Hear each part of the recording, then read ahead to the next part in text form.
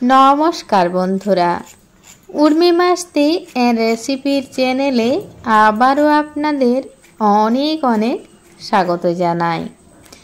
আজ বানিয়ে দেখাবো দুর্দান্ত স্বাদের এক নিরামিষ পটল রেসিপি। তার জন্য দেখুন আমি এখানে নিয়ে নিয়েছি আমার পরিমাণ মতো 5খানা পটল। আর এই পটলের খোসা চেঁচে বেশ এই রকম ভাবে কেটে ধুয়ে পরিষ্কার করে নিয়েছি। এরপর এই পটলে পরিমাণ মতো হলুদের গুঁড়ো আর স্বাদ মতো লবণ দিয়ে ভালোভাবে মাখিয়ে নেব।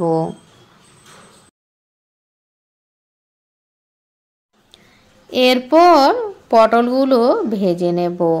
তার জন্য কড়াইতে দিয়ে দিচ্ছি পরিমাণ মতো সরষের তেল। তেল যখন ভালোভাবে গরম হয়ে যাবে তখন পটলগুলো এক এক করে দিয়ে দেব।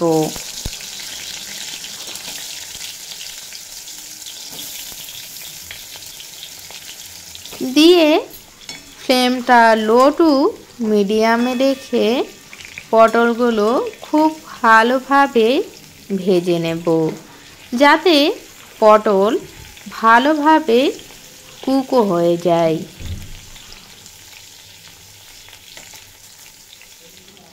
তো দেখুন পটল আমার খুব ভালোভাবে ভেজে নেওয়া হয়ে গেছে। এবার তুলে নেব।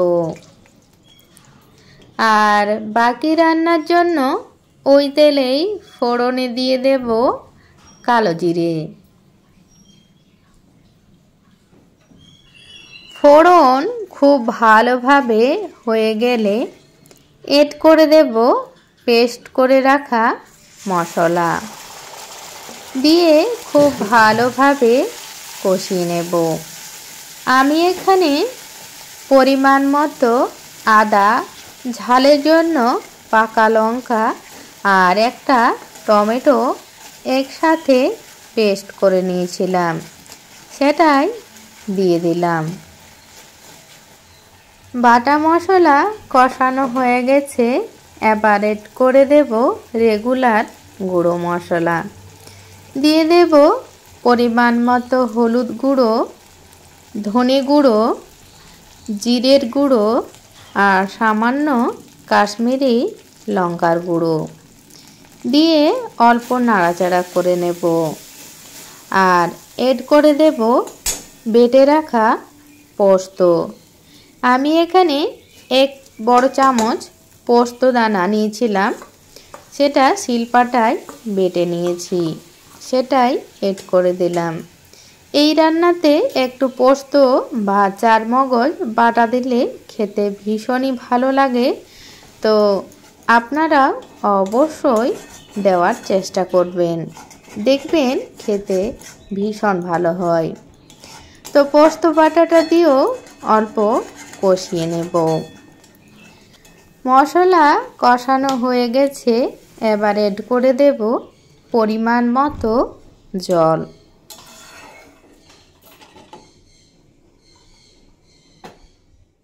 ঝোল যখন ভালোভাবে ফুটে যাবে তখন এড করে দেব ভেজে রাখা পটল। আর বন্ধুরা, এই রান্নাটা কিন্তু একদমই ঝোল ঝোল হবে না, ঝোল ঝোল হলে কিন্তু খেতে ততটা ভালো লাগবে না। তাই বেশ মাখা মাখা করবেন, দেখবেন খেতে বেশ ভালো লাগবে। আমি বেশ মাখা মাখাই করব, তার জন্যে কিন্তু এখানে জলটা আমি কমই দিয়েছি। এবার এড করে দেব স্বাদ বুঝে সামান্য লবণ। আর যেহেতু নিরামিষ রান্না তাই এড করে দেব সামান্য চিনি। এখানে এই রান্নায় চিনি দেওয়ার কারণে স্বাদের একটা ব্যালেন্সও আসবে, আর পটলে যে একটা পাঁচে ভাব থাকে সেটাও কিন্তু থাকবে না। আপনারা পটল রান্নার সময় সামান্য একটু চিনি দিয়ে দেখবেন, তাহলেই বুঝতে পারবেন। তো এরপর ঢাকা দিয়ে রান্নাটা হতে দেব।